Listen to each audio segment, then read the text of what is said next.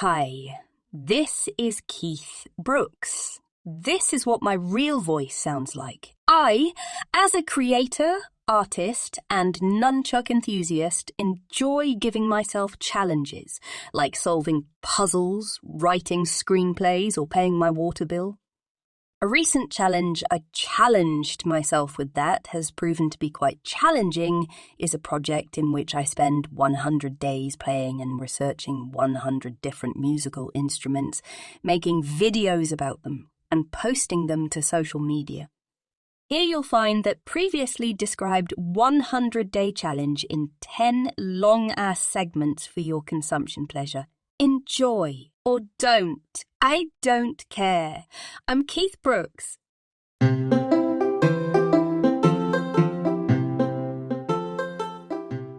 Hi, my name is Keith Brooks. I do these 100 days of things. I've done t-shirts, Batman, Happy Times. I think I did movies or some shit. I don't know. Now what I want to do is 100 days of musical instruments. I love music. I love playing music. I love learning about the history of music and the history of the instrumentation itself. I don't know that I can play all 100 of these instruments, but I'm at least going to show 100 instruments to you and talk to you about them a little bit. So we're going to start with the guitar. Now, everybody knows a fucking guitar. You've seen tons of guitars in your lives. And the concept of the guitar is really old, and I'm not a liar about that. Bit of stringed instrument humor. Now, the idea of this type of guitar, what you're seeing, what we refer to commonly as an acoustic guitar, a retronym to define it and distinguish it from an electric guitar, is about 200 years old. Isn't that fucking crazy? The guitar, in a modern sense, originates in about the 16th century in Spain. We have something called the guitarra latina, or the guitarn, and they were mostly noted by a particular shape, being a stringed instrument like this, normally having a round back. There are different variations of that developed. One called the orchestra guitar, which again is fucking massive, and one called the parlor guitar, which is a little bit smaller. All of them would have a rounder back, something that sort of circulates out. But this invention right here is something we call the steel-stringed acoustic guitar, or the Western guitar, or the bluegrass guitar, or the folk guitar. And this was invented by a German immigrant to the United States named C.F. Martin in roughly 1833-ish.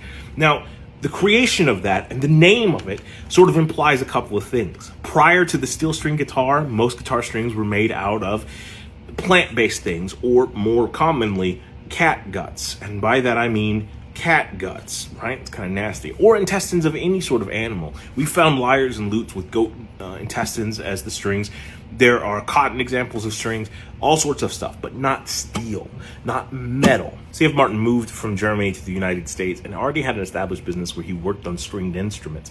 But the most popular stringed instrument in America at the turn of the 19th century was the banjo, an instrument that had its origins in Africa, but was being a part of this uniquely American sound called bluegrass. At the time, banjo playing was one of the most prominent things in the world, so there were banjo players everywhere you turned.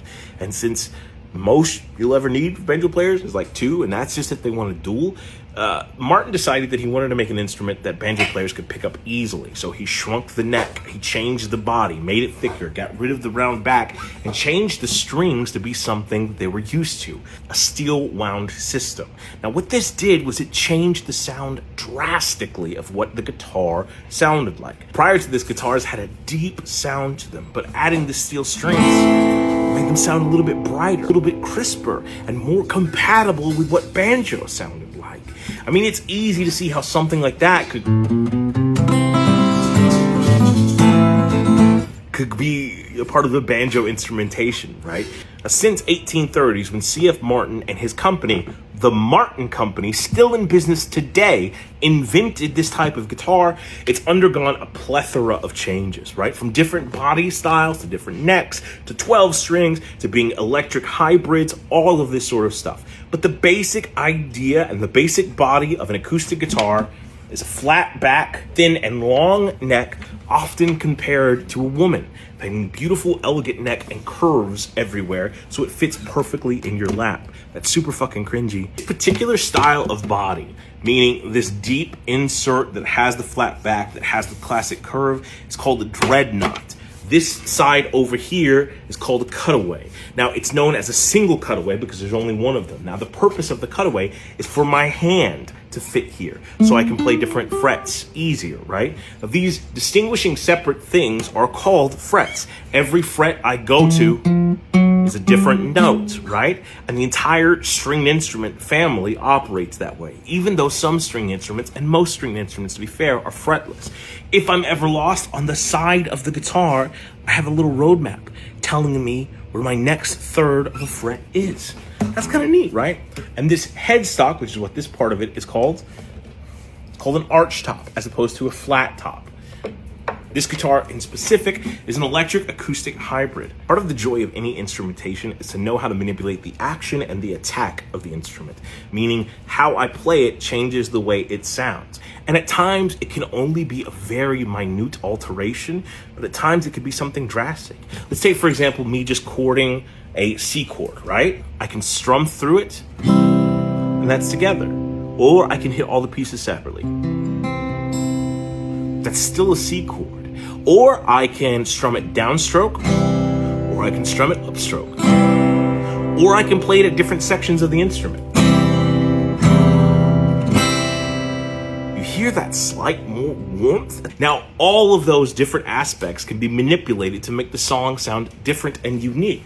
I can even do something called a palm mute.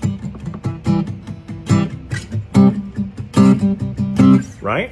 And those manipulations of the strings to make them sound certain ways, that slide on it, the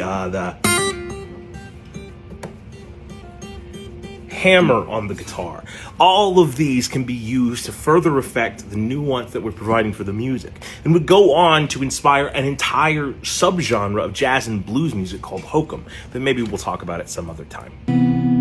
We were good, we were gold, had a dream that can't be so. We were right till we won, build a home just to watch it burn. Didn't wanna leave you, didn't wanna lie. Started to cry, but I remembered like can buy myself flowers. I write my name in the sand. Talk to myself for hours. The things you won't understand. I can take myself dancing. I can hold my own hand. I can love myself better than you can.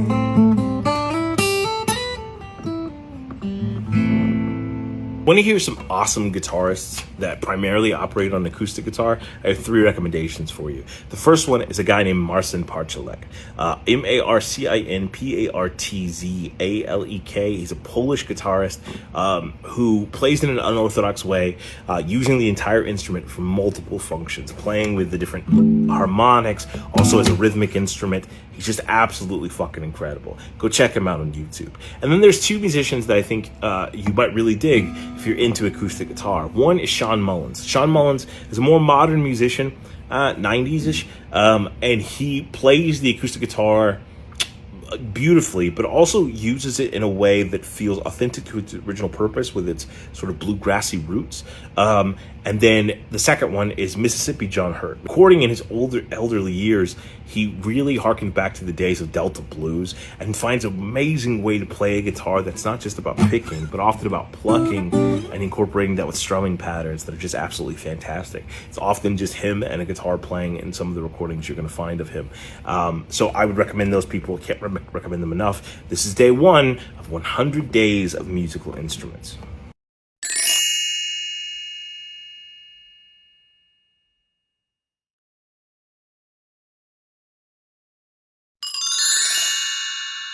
Hi everybody, it's a beautiful day outside. I figured I'd come outside today. Plus this instrument we're going to talk about today is kind of loud and it scares my rabbit, so we don't want to terrify her. This instrument here is called the Chimta. Now, I know it looks like a giant pair of like kitchen tongs. That's what the word Chimta means. It's Punjabi for tongs. Mine are just bigger. And everything I have is bigger. They're a South Asian instrument mostly found in the areas of Pakistan and India. And it is a weird rhythmic percussion instrument known as an idiophone. What an idiophone means is that the entire motherfucker makes noise, right? So we're using every part of this instrument to make sound. We're eating the entire buffalo. As opposed to a drum where you can manipulate some of the outside rim and stuff like that to make noise, but we're mainly hitting the skin. This, we are using the metal itself to make noise. We're using this handle thing at the end, and we're using these jingles. That's right, these are called jingles. So if you've ever heard of jingle bells, this is what's inside of them. They're tiny little cymbals that are sort of stuck through and impaled like Vlad the Impaler got to them. And the chimta, also known as the chimta or the fire tongs, are used in a lot of Punjabi folk music, as well as Bhangra, which is a non-traditional Punjabi upbeat sort of like pop music sort of feeling thing to it. Also traditional weddings, where they'll accompany this with something called the dole, spelled D-H-O-L, I think, and that's a drum, small drum. And then also Gurbani Kirtana or Kirtana, which is a Sikh religious type of music that uses this rhythmic instrument as the backdrop while you're singing in a narrated sort of way, often telling stories. So you can see the construction of it. It has this little bar that you can slide up to close the tongs and keep them locked. It has a ring at the very end, and we'll talk about that momentarily. It has two separate sections of the jingles divided by a place in the middle, and then the actual pincher of the tongs, right? So I guess you could pick up stuff with it. I don't think you're supposed to, though. The way it's played, you can be as creative as you want to. You can shake it and all that stuff, but the traditional and the basic steps of it are you push it together, right? So you make that sort of noise, but then you also use this ring at the end to hit it. Now, noticing where I have it squished together at, if it's all the way tight together, makes one noise. If it's all the way open, makes a slightly different noise. If I'm holding it still open, I'm still controlling how much of the jingle occurs, right?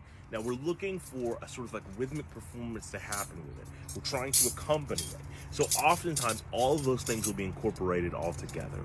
I can't fight this feeling deep inside me.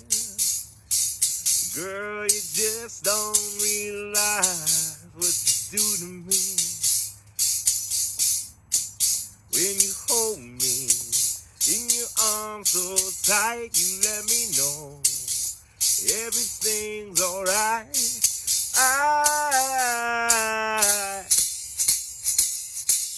I'm hooked on a feeling, I'm high on believing that you're in love with me. Some of my favorite musicians to use this instrument are a guy named Aram Lohar, who sort of like considered the maestro of it. He invented a term called the jugni, which has been used within Punjabi music for a long time, and it's a type of observational narrative that's used by singers that's comedic, oftentimes biting, but coming from a good place, and he was sort of famous for that. His son, Arif Lohar, sort of continued on the legacy of his father. He's an amazing chimta player. If you watch him, he's just so energetic and fun and entertaining. He's sort of, he's a Pakistani version of Matt Berry, and I like that a lot. So I suggest, highly go check that out, right? Day 2 of 100 Days of Musical Instruments.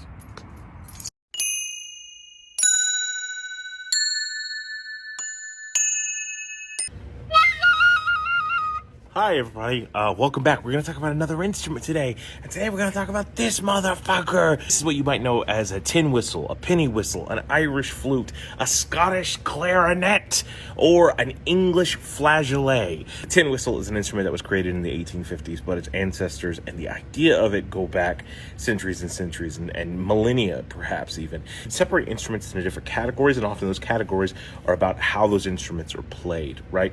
So we have a brass section, which is instruments that are mostly made of brass that require you to make a specific armature, which is where you buzz your lips. Or we have a woodwind instrument, which is where you put your wind through the instrument in order to make it play, originally deriving from wood. Most of these will have reeds, but not all of them. Sometimes the ones that don't have reeds will be classified as aerophones. We have percussion instruments, which are instruments that are used to keep rhythm, that are often about striking. We have stringed instruments. We've already covered a stringed instrument with a guitar. We covered a percussion instrument with a chimta, and this is a woodwind or an aerophone specifically that we're going to be concentrating on. It's a type of fipple flute. Now, fipple flute means that it's blown on the end and it has a duct in it to release and to help savor some of the sound. It's theorized that the fipple flute is the oldest type of flute in all of existence. Isn't that fucking crazy? This belongs in the same family as most Native American and First Nation flutes and the recorder. But the tin whistle itself didn't come about until 1855. And though this is a hallmark of a lot of Irish music, it's not Irish. It's British. Oh, that hurts. Robert Clark in 1855 in Manchester, UK, developed these ideas of making an instrument that could be mass produced. And so he invented a tin whistle because it was made out of tin.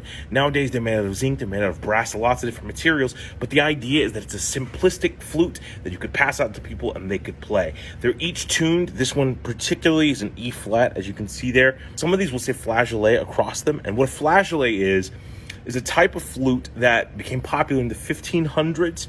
There are two distinct different types. There's something called the French flageolet, and French flageolet has four holes on the front, 4 holes on the back. No, 4 holes on the front, 2 holes on the back, I think. Something like that. This is the English flageolet, having 6 holes on the front. Some English flageolets will also have a hole on the back, but this particular one does not. You might have heard it referred to also as the penny whistle, which is a more common name. And some people think it's because it's made out of the same material as pennies, or that when people would play them on the streets, you would toss them a penny. But neither one of those are true. It was actually called the penny whistle because originally that's how much it cost, a penny. To purchase one of these. And so they became super popular things. Now, this is a regular, everyday version. They actually make professional versions of this instrument because it is a well-demanded instrument that you can become an expert with and all that jazz. I'm a musician, but I'm not a very good one. Shh, don't tell anybody, much less the people that buy CDs I've done. But I know some basics about music. So that's kind of one of the ideas I want to come across here and talk to you guys about, are some of the basic notions of how some of these instruments work, right? So with this little sucker, you have 2 octaves, or 2 ranges is what they often will refer to it as. So I can play the same note on 2 different octaves. Now, you might see that my lips are changing, my armature that I'm using is changing ever so slightly, and you might think that that's what's causing the difference in the notes, but it's actually not. It's the velocity in which I'm blowing. It just requires me to change my lips and how I'm holding the instrument to change the velocity itself. So the faster I blow, the higher pitch it's going to make. The slower I blow, the lower the note's going to be. This is a basic principle of physics. The faster things are, the hotter they're going to be. The slower they are, the colder they're going to be. So the warmer wind that we put through this, the higher it's going to sound. That's why your tea kettle sounds all whistly. It's because it's operating under the same principle.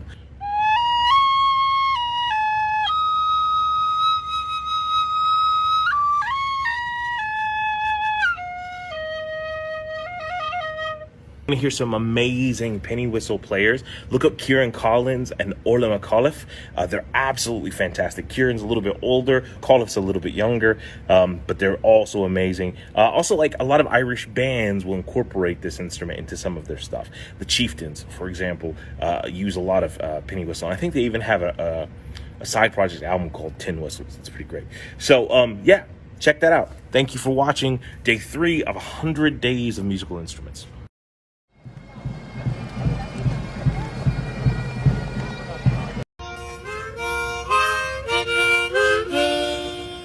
Hi everybody, we're here to talk about another musical instrument. We're talking about this guy today. This you might know as a harmonica. It's also known as a French harp, a mouth harp, or a tin sandwich. but that's just for cool kids to say. God, I look crazy. I look like a grape that fell on a carpet. Oh my God. Been alive longer than the past 2 days, then you've probably heard this instrument in some form of music, whether it be country music, folk music, rock and roll, or the blues, most probably, right? This particular type of harmonica right here is called a Richter-tuned diatonic harmonica. There are tons of different types of harmonicas, whether it be something like this, an orchestral harmonica, a chromatic harmonica, which we might cover at a later episode, day thing, whatever the fuck this is. But today we're going to be talking about the origins of this guy. Now, this is a free reed wind instrument. It would fall into the woodwind categories, but also an aerophone. And what does a free reed mean? A free reed means instead of the reed being attached to your lips, you're blowing at the reed. Have you ever held like a sheet of paper very tight and then blow to make it vibrate? When I was a kid, we used to do that with straws, and it would make like a brrr noise. That's the example of a free reed. And that's been in use for thousands of fucking years. We find the earliest examples within Asian countries. By the time we get to 1824, that's when the harmonica, as we know it today, mostly emerges on the scene. And you guessed where it came from. That's right, Austria. By 1824, this instrument, or at least a prototype of it, was putting Austria, Vienna specifically, on the map as the place to go to hear this sound. By 1826, a guy named Joseph Richter would develop two things: the Richter tuning process, which is what this instrument is now named after, and also kind of the universally accepted way that most diatonic harmonicas are tuned, and the chamber system that we now know. A lot of free reed instruments had chamber systems before. The mechanism by which I can breathe into one chamber and breathe out of the same chamber, making a different sound. In 1857, Matthias Hohner, a clockworker, said that, oh, everybody else is making money off these motherfucking harmonicas. I'm gonna start doing that too. And Hohner created his own company that's still in business today. He was the first person to mass produce harmonicas, and his harmonicas went the world over. They finally came to the United States of America, where there was such a commonplace instrument that Abraham Lincoln is said to have walked around with a harmonica in his pockets at all times, including the day he died. Billy the Kid played the harmonica. Jesse James played the harmonica. Ulysses S. Grant played the harmonica. It was a common way for people to make music, both in the Civil War and in the Wild West. Not only did the harmonica make its way to the West, it also made its way to the East, where they had already had instruments that were free reed instruments, like the shung, which we might cover in an episode. Japan was getting their own taste of the harmonica and everything that it could do, and they fucking loved it. In fact, the vast majority of different harmonicas, other than the diatonic, come from Asian influences. There we find the orchestral harmonica, the tremolo harmonica, the chord harmonica, harmonicas with different tunings, melodic harmonicas, all sorts of different types. By the time the 1940s hit, the three places that harmonicas were most in production were Austria, Germany, and Japan. And America wanted harmonicas, but we didn't want to buy them from those guys for particular reasons at that point in time. We couldn't spare a lot of wood and metal because of our own war efforts to make our own harmonica. So we decided to switch to plastic. And the harmonica changed kind of forever.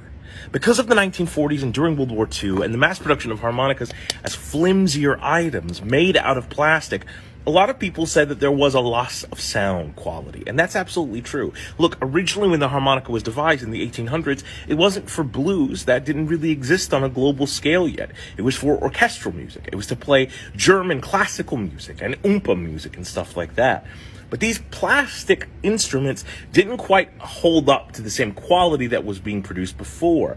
So the harmonica, at least in American eyes, began to become a children's toy. The plastic process became a little bit more refined, creating better instruments that can be in all sorts of manners of tunings themselves. Each one of those is a different key. The standard diatonic harmonica has 10 chambers, producing 19 different notes, not 20, which is kind of weird, but that's just, sorts of apparatuses are associated with it. You might have seen this guy before. This is what we call a rack.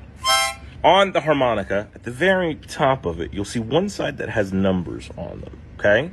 What you want to do is you want to take your hand like you're doing an L shape, put this at your thumb, and then close the index finger there.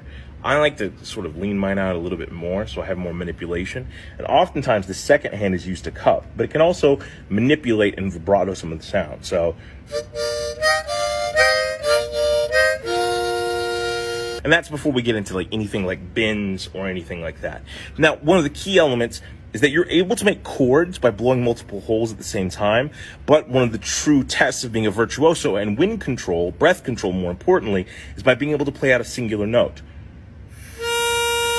And scientists in the late 80s, early 90s realized that playing the harmonica uses the same functions, the same muscles, and the same techniques that they would use for COPD exercises to help people regain lung capacity and breath control. In 1981, Ronald Reagan suffered a punctured lung when there was an attempt on his life.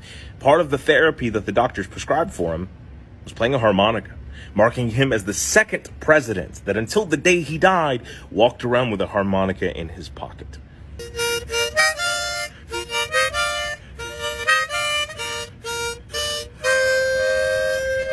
Examples of some harmonica artists that I think that you should totally check out. One's Robert Zimmerman, aka Bob Dylan, Stevie Wonder. But before he was Stevie Wonder, when he was little Stevie Wonder, a small child, and before he ever touched the keys, he was a harmonica guru. He plays a chromatic harmonica mostly, but he's absolutely fucking amazing. And then for my last recommendation, Little Walter, a blues musician that just was not little, but fucking amazing. He was incredible with his harmonica skills. So go check those out and have a lovely day. Day 4, 100 Days of Musical Instruments.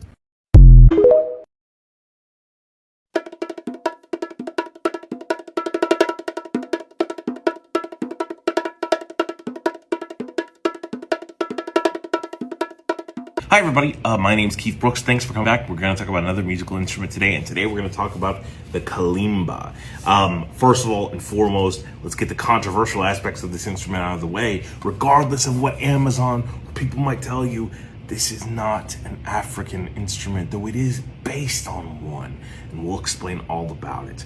The Kalimba is a percussion instrument. It's akin to chimes because you are striking and plucking something percussively. Remember, not all percussion instruments have to be rhythmic. It's just about the striking aspects of it, right? Subdivides into an African family of musical instruments called the mbira, spelled M-B-I-R-A. I have a classical mbira around here somewhere. We'll do that for another day. But mbira includes a ton of instruments. Almost all of them are what we call lulophones. Lulophones are instruments that have tongues that we strike. So these right here, these metal prongs are sticking out. On this instrument are referred to as tines, and that's what you're using to play, right? So lulophones all have some sort of metal tongue protruding from them that you can strike and make a sound with. This is also a plucked idiophone. Remember, an idiophone means that we are trying to create a sound with the body of the instrument itself, right? The entire thing. And so since this is where I strike the note, but this is where it resonates, that counts as the entire body, right? But also, I can manipulate the sound that this produces with the body. So notice how it has an acoustic hole just like a guitar would. It also has 2 on the back to let sound out. One of the differences between this and an mbira will have 2 sets of keys, but also a percussive element of a piece of tin or copper metal, generally, that you can hit that makes noise.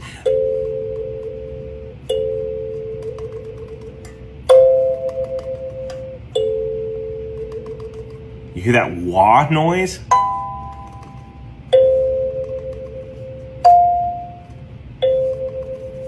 Isn't that kind of crazy? I said before, this instrument is not African, but then I told you it's a part of an African family of instruments. Keith, are you smoking weed? Yes, but that has nothing to do with this video. This instrument was actually invented in the 1950s by a guy named Hugh Tracy, who was very Caucasian and very much from England. But Hugh Tracy was an ethnomusicologist who grew up in South Rhodesia, which is part of Africa. There, he said that he fell in love with the African sounds of music, that he felt it was the last true reserve of honest and soulful sound in the world. And he spent the rest of his life trying to capture it, trying to make sure that he could preserve it, that people generations from now would be able to hear it. And that's kind of the job of an ethnomusicologist.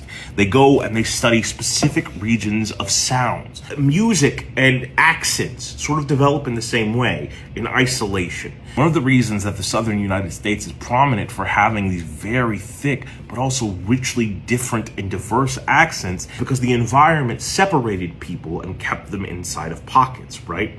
So you have like people in the Appalachian Mountains not being able to venture out and go other places, and not many people being able to go venture to them. So that accent just sort of stews, where on another set of mountains, another accent is stewing. And this is what produced that rich, unique identity. Well, the same thing is true with music. If we are isolated and just playing music with each other, we each bring our own style and unique aspect to what the music is. But since there's no outside interference or outside influence, the styles that we develop become the base, and we keep developing on top of that. So we've developed our own rules, our own structure, our own chord formats, and everything for this music. After years and years of experimentation, that's set in stone, and now we just keep adding on top of it, making that sound even more unique to that region. We look at the blues, for example. The blues is a predominantly an American journey, predominantly African-American journey, but it takes place and it originates mostly across the delta of the Mississippi, still in these small pocketed areas that are being inhabited, right? And it's through this long inhabitation that we develop structure for the blues, whether it be our chord formats of the 1-4-5, or how many bars we play, or the time signature, or all of that becomes a staple of that specific style of music. We develop different genres to sort of satisfy those needs. Black metal, death metal, speed metal, any of that stuff. But still we can notice that there are some unique sounds coming from different regions where people had common influences. Swedish metal is a perfect example. Or I always look at hip hop. Even with the modern influence and capability of the radio to show everybody what everybody else is doing, oftentimes in hip-hop, specific cities will produce a sound that is unique unto them. It might not make everything sound homogenized coming from that area. You look for specific elements coming from that region, whether it be the fact that Houston rap sounds completely different than Atlanta rap, sounds completely different than Shreveport rap, sounds completely different than Memphis rap. Some of the styles they're bringing inherent to that area and the scene that's developing around them become a prominent identifying factor of that style of music. And Africa's the same. We don't know how many different cultures and civilizations that the colonialism, the imperialism, and the capitalisms of the world have brought out. But the job of an ethnomusicologist is to try to figure out what's left. Exactly what Hugh Tracy did. The mbira is a family of musical instruments in Africa, mainly in Zimbabwe, that were all produced with these tongues, right? So Hugh Tracy fell in love with them so much that he wanted to show the rest of the world that. He invented his own version of that instrument that would be more easily understood by people from outside of Africa. And you might be questioning, can't they just use the originals? Absolutely, but there is some slight differences. The way these keys are constructed are based on the Western musical scale, not the African musical scale. Now, all the same notes exist, but they're in a different order. And this is the key important factor that made the kalimba a popular instrument. More of the world uses the Western musical scale than the African scale. So more people could easily access this instrument.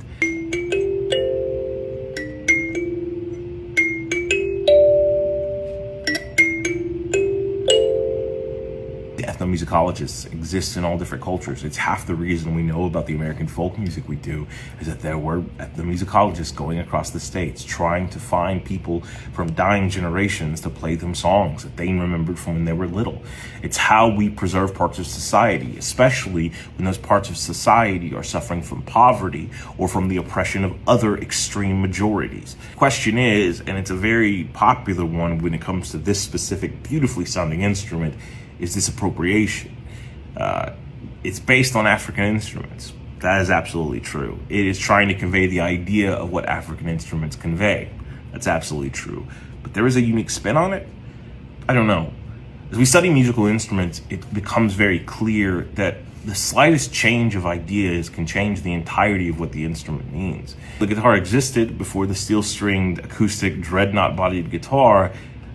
That's still different than what came before it.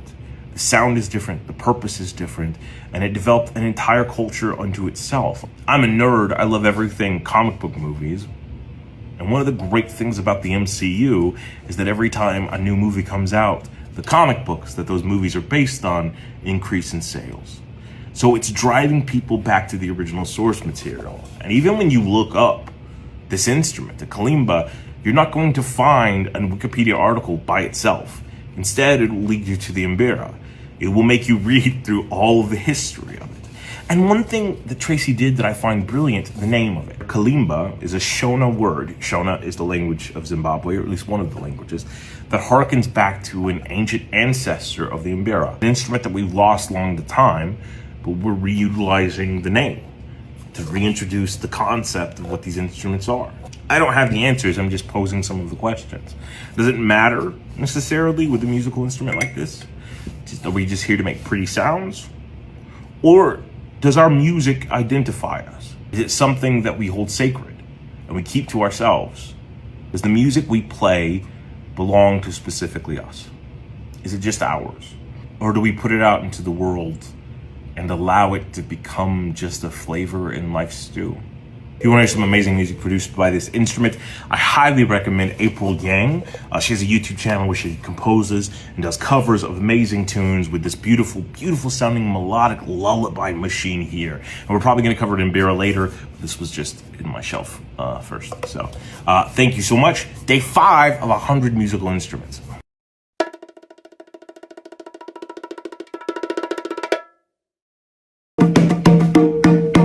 Hi everybody, my name is Keith. We're here to talk about, We're here to talk about another instrument today. And today we're going to talk about the Kiddie Konga. I know that sounds ridiculous, but that's what we're going to talk about. Let's start. The instrument that you see before you is not a conga drum with a C, but instead a conga drum with a K. K-O-N-G-A. And it's what we call a non-traditional instrument, meaning it did not develop a traditional way. But more specifically, what it means is only one company makes this. So it kind of feels like a made-up instrument, and it kind of is. This instrument is produced by Remo, which is an important drum company founded by Remo Belli in 1957. Remo Belli was an American jazz drummer who invented the idea of synthetic drum heads. Drum heads are the actual part of the drum that you're hitting, right? So he invented the first plastic, the first nylon, the first mylar, all of that stuff to be used on the drum. Maybe a couple decades ago, Remo developed a set of drums specifically targeted for children and teaching them how to drum. In that set were some bongo drums, a djembe drum, and then this guy. The Kiddie Konga, right? Now, a conga is not a traditional type of drum. It's not found anywhere. Though there are other drums that are tubular in nature. What this drum specifically does is it mimics some aspects of a conga, spelled C-O-N-G-A, and a djembe, and bongos, all sorts of stuff, and can teach you some basic rhythmic aspects that you could use for all of those other different types of drums. With its name and its colorful print that it has on the sides, it feels like it's trying to let the fame and the popularity of the conga drum do a little bit of the heavy lifting. The conga drum, the conga, if you're unfamiliar, is an Afro-Cubano drum that is a staple of most salsa, mambo, and Caribbean music. But there's a few distinct differences between this and the conga, right? So both instruments are tall. Congas are generally a little bit taller than this, and a little bit bigger. They both take on barrel shapes, but the conga itself has a tapered style, unlike this. The drum head of the conga is suspended by several different points, making the suspension sound a little bit more unique. This, however, has the drum head wound all the way around the top. Since this drum is so small, in order for it to play correctly, you either have to tilt it, much like you do a djembe, or you have to put it in between your legs, but I'm used to having a long barrel-like thing in between my legs. Hit me up. In my opinion, this drum is just a stepping stone for something that Remo would later release called the tubano. The tubano could be much larger than this. It could be roughly the same size. It's got a little bit of a different construction because it has a different outer hull, and that it has a different base that allows you to not have to lift the drum in order to play it. But the tubano sort of does the same thing that we were describing earlier, but combines the potential to play the drum in the methods that you would play a bongo, a conga, or a djembe, right? It even allows you to incorporate sticks and stuff like that. So why not just play a conga? I don't really know. Tubano has an amazing sound. I don't have one. I also don't have a conga drum. I know that with the conga specifically, a lot of new players will complain about when you're playing open, that sound, that sometimes the edges can be kind of difficult, and playing too speedily can like cut your fingers and stuff like that. So this sort of tapers off that edge, so it makes it a little bit easier to play. I don't know, that's just one theory. But either way, there's other barrel drums that exist in this sort of nature that are tubular, but the Tubano and the Kiddie Konga are great choices, great ways to learn some basic drum ideas. And that's exactly what we're gonna do right now. In Konga, you have some basic patterns. And one of those patterns is called the tumbao. So let's sort of talk about what the tumbao is. Tumbao, like other phrases in musicology, can mean different things depending on what instrument you're focusing on, right? So a tumbao in Afro-Cubano music can be a bass line, or it can be a specific conga rhythm, or it can be, if you're playing more timba music, a piano melody.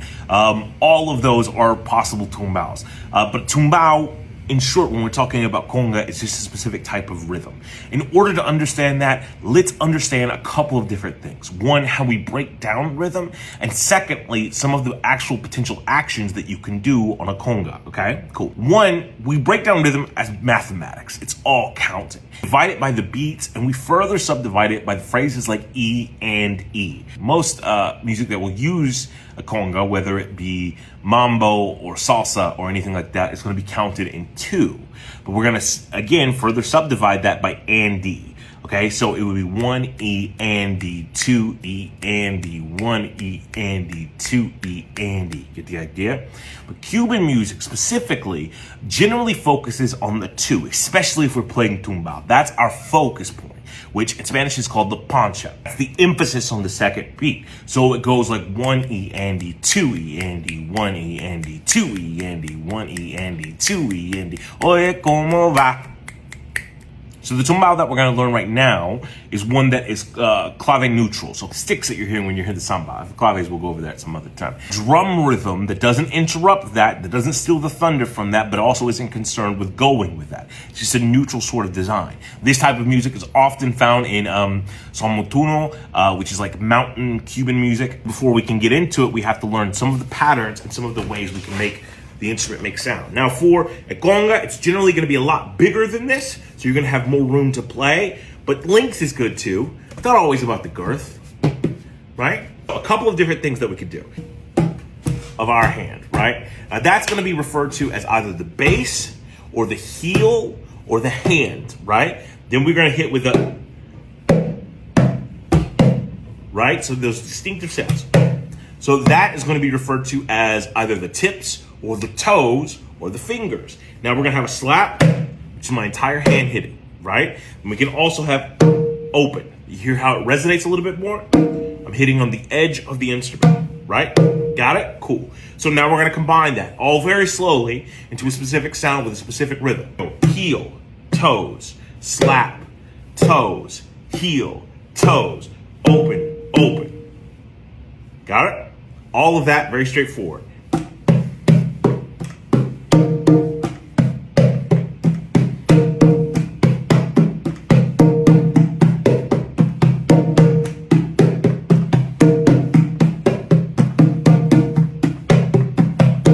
Now the conga is a popular instrument that's been utilized for years. It became really prominent in the Western world in the 1940s and 50s when it was being used by jazz musicians everywhere. As the name would suggest, with Afro-Cuban music, its origins relates to African drums that were brought over by the African diaspora and disseminated through the Caribbean. And thus we get that sound. So instruments like the Kiddie Konga and the Tubano are just extensions of the history and the sounds that have come before, and ways for us to evolve into new sounds and find different techniques and skill sets to play with, right? If you want to hear some amazing drummers that play with instruments like these, Aaron Sarfati is an amazing musician, amazing percussionist that plays all sorts of stuff and is a big proponent of the Tubano and everything that it can do. And then as far as the conga is concerned, Tito Puente, that's where you go. He's amazing. And Tito Puente plays everything known to man, but dude, if you could find some videos of him rocking out on the conga, that's heaven on earth. So yeah, thanks for watching. This is day 6 of 100 days of musical instruments.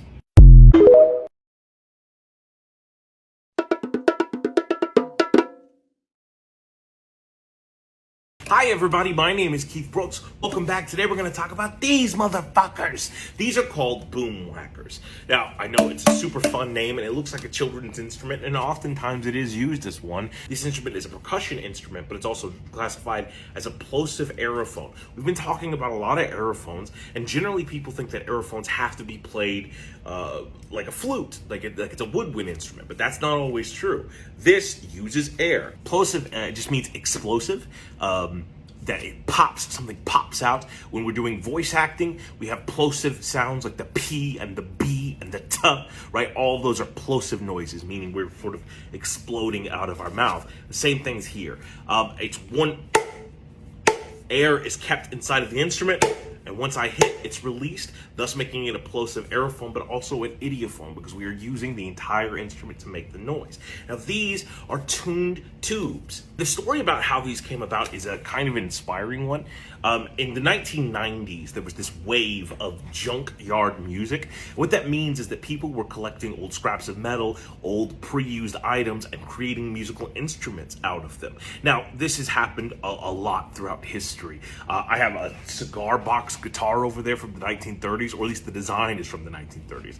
The actual guitar is pretty recent. To let you know that this scrap foraging to make instruments is not a new trend, but in the 90s it had a stronghold. So musicians all across the world were trying to find creative ways to recycle and to use other things. A guy named Craig Ramsell in 1994 was going through cancer, just finishing up radiation therapy at his home, and he was trying to do some recycling. So he was cutting apart some cardboard tubes when he noticed that different lengths and different heights and different widths of tubes make different noises. And this made him think of a creative way that he could play percussion by cutting up different tubes and making stuff. So he and his wife formed a company, and in 1995, the Boomwhacker was released. Instruments are pretty simplistic.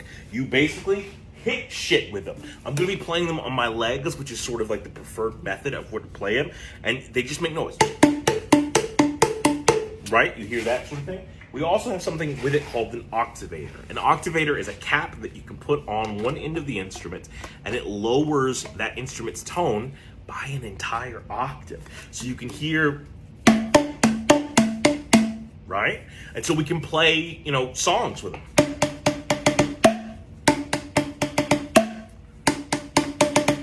Oftentimes, you'll see people sitting in chairs and they'll have all of them around them so they can pick up the new keys that they need to, because each one is a singular note. And it's not just about playing melody. You can also, play accompaniment with it, right? So for example,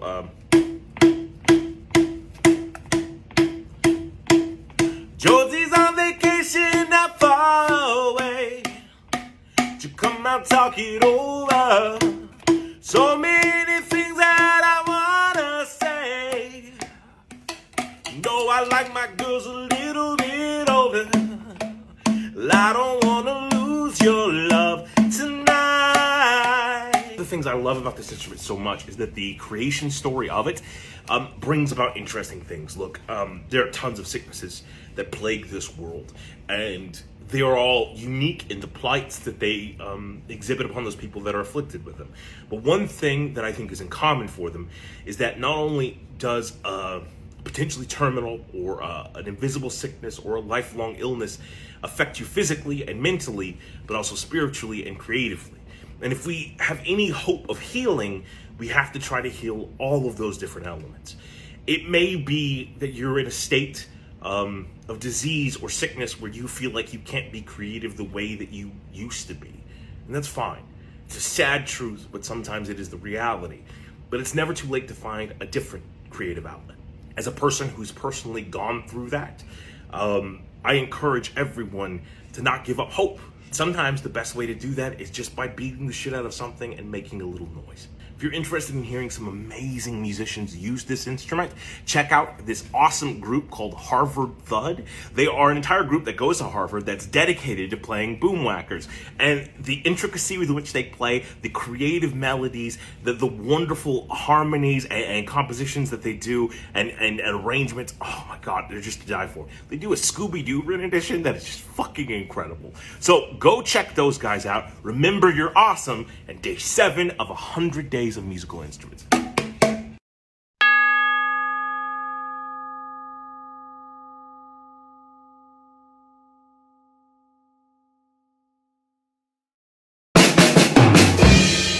everybody, my name's Keith. Thank you so much for tuning in. Today we're going to talk about these motherfuckers.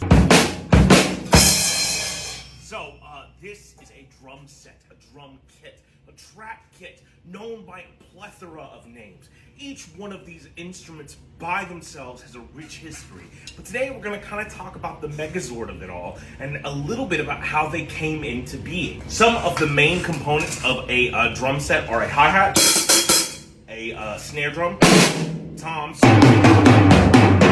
both mounted toms and floor toms, a kick, and cymbals. My drum set is completely out of tune and it's very used. Drumming is one of the most ancient arts in the entire world.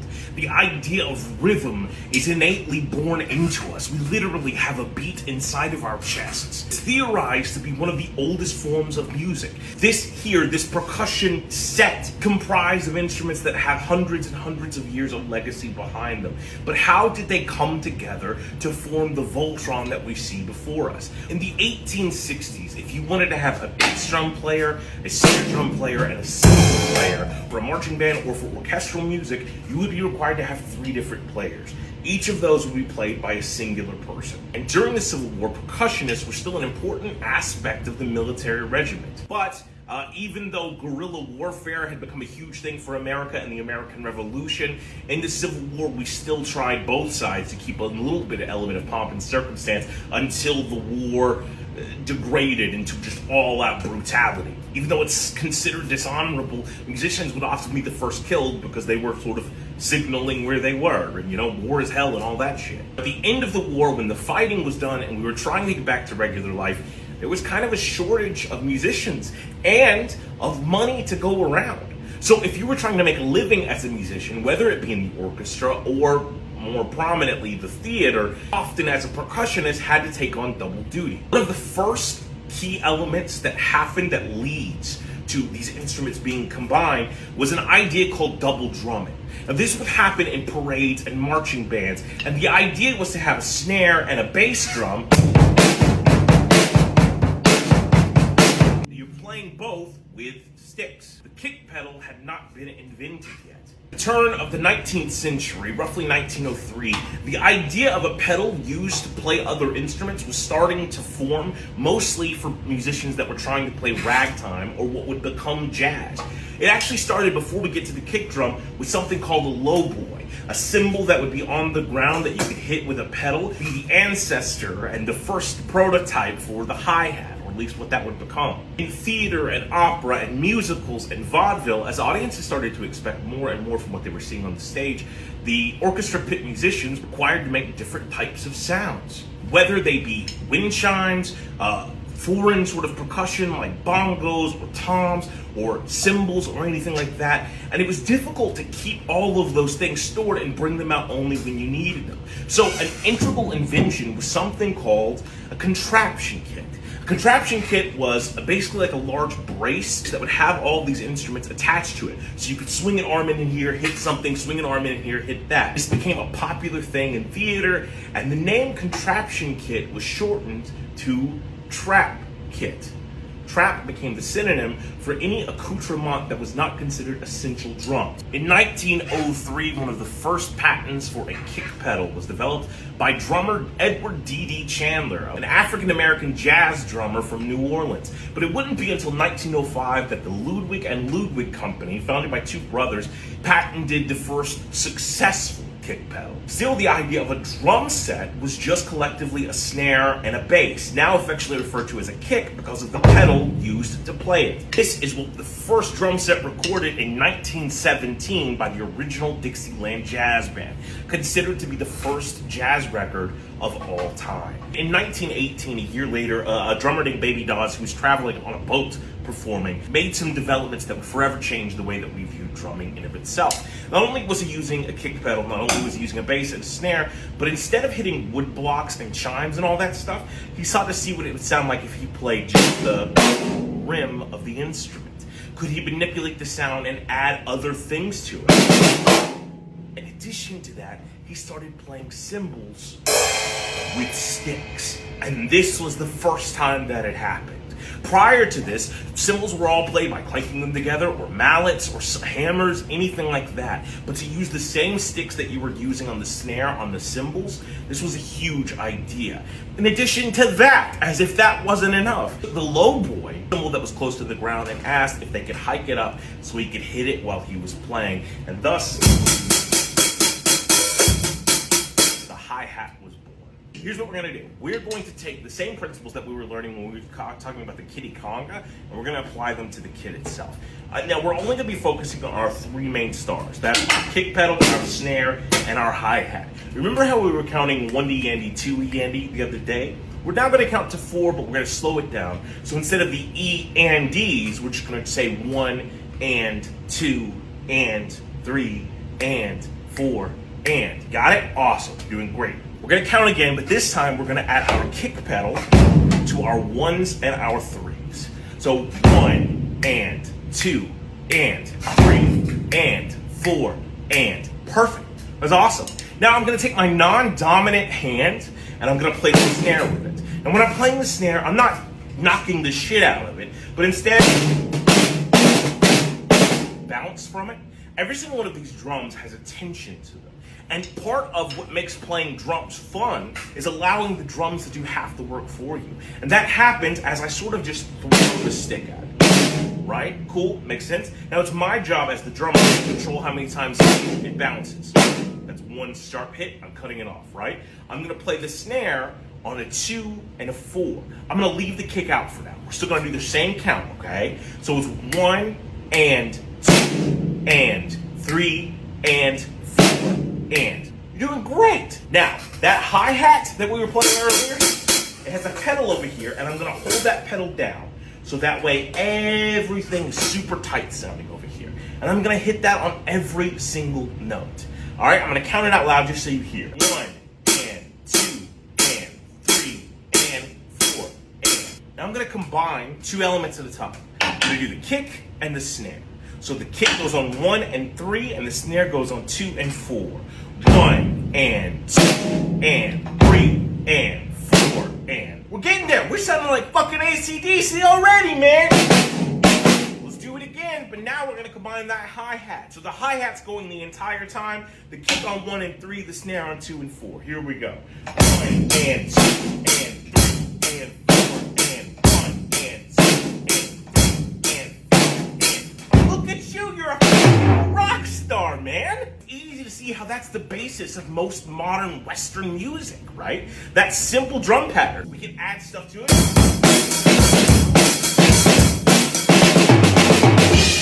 One of the cool things about a drum set that's important to remember is that though it's wild and it's chaotic and it's a great fucking workout, the most significant thing to remember is that it's a work in progress.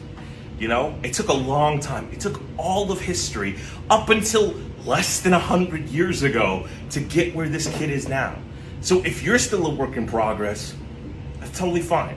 You're doing great. If you want to hear some amazing drummers, I'm a man near 40, so clearly all of my favorite drummers are going to be prog rock drummers. So Neil Peart, I think, is the greatest drummer to ever live. Mike Portnoy is like knocking on his fucking door. A buddy of mine named Bobby Hightower, you can check him out on Instagram, Beats by Bobby. He's absolutely one of the most amazing percussionists I've ever met in my entire life, and he's always doing interesting things, so go check that out. And then a favorite channel of mine, kind of the reason I started doing this whole thing, was Seth Drums. It's a wonderful little channel where this guy just drums strange mashups, and he doesn't know what they're going to be until they play them. His friends play them in his ear, so it's absolutely phenomenal. Thank you so much for watching day 8 of 100 days of music.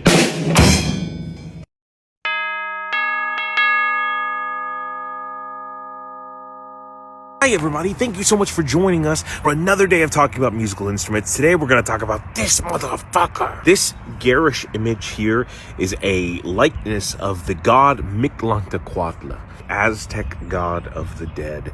And this instrument in of itself is called the Aztec death whistle, and it possibly could be just as scary as you're thinking it is. We think that this instrument was invented somewhere around 500 CE. We, as the world, didn't even learn about it until like 1998. An archaeological excavation in the late 90s in Mexico City discovered a temple that was dedicated to Alghoza, the Aztec god of the wind. At this excavation, they found the decapitated body of a sacrifice, a young boy who happened to be holding 2 whistles that were built like this. They were really tiny. Small whistles, very small whistles. And ever since then, the archaeological and anthropological, sociological, historiological, all sorts of people have been questioning what exactly these instruments were for. Since then, we found multiple other variations of this instrument, but all kind of tiny. So before we get into the explanation of what it was, let's talk about what it is. It's a whistle. Done. Just kidding. This is a woodwind instrument, an aerophone, but more specifically, it's classified as an air spring instrument. This is a rare classification of instrument. In fact, it's only been found so far in pre-Columbian Mesoamerica. It's the only place that any type of instrument like this has ever been found. And we found a couple of different varieties, but here's how it works.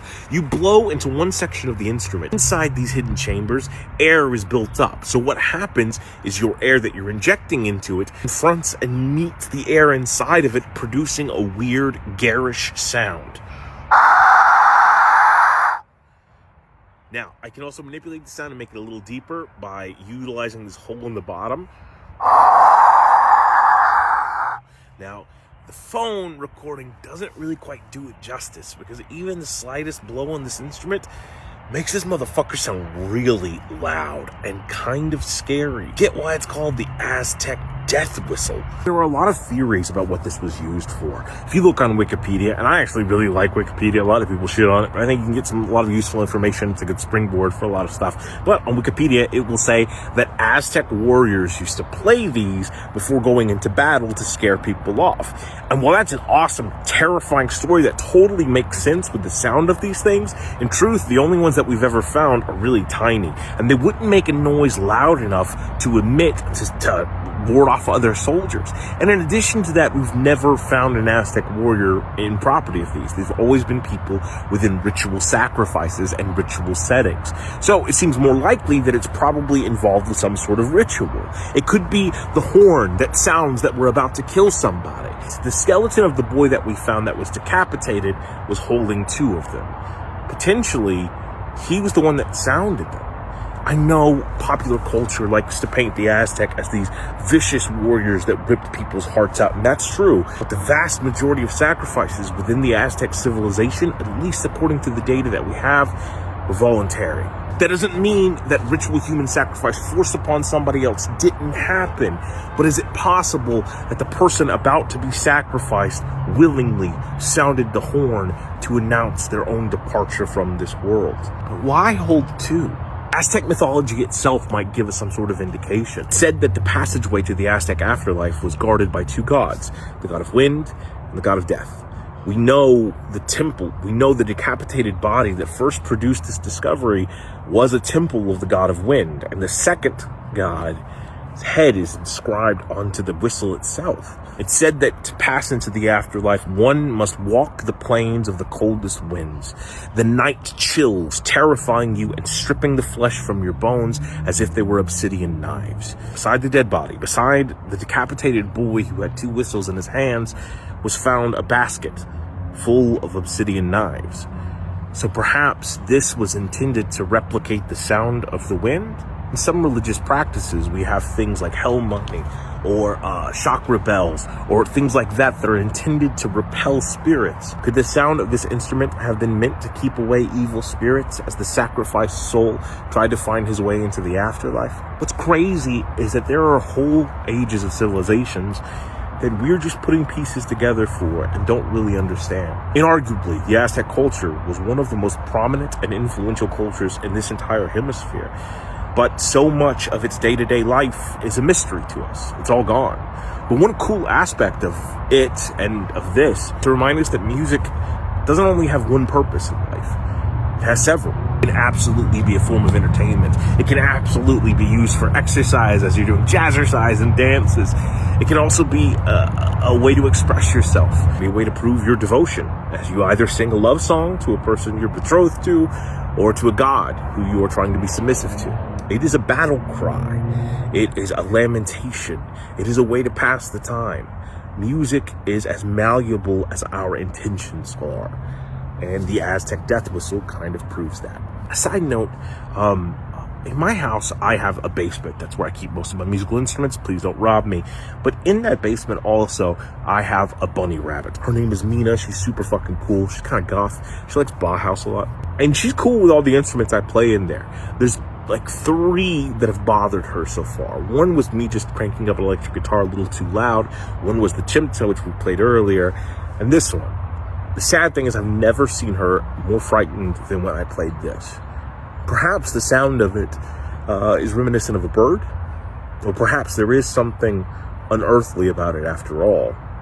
Something that just embodies the idea of death. If you're interested in hearing more of this instrument, check out Xavier Ishayodel, spelled Xavier like Charles, and then YXAYOTL, I think. It's a complicated name, but he's an indigenous player of the instrument. I don't necessarily agree with all of his theories about what this meant, but he's very knowledgeable about how to use it and a lot of amazing Mesoamerican instruments, so go check him out. Thank you so much for tuning in. Day 9 of 100 Days of Musical Instruments.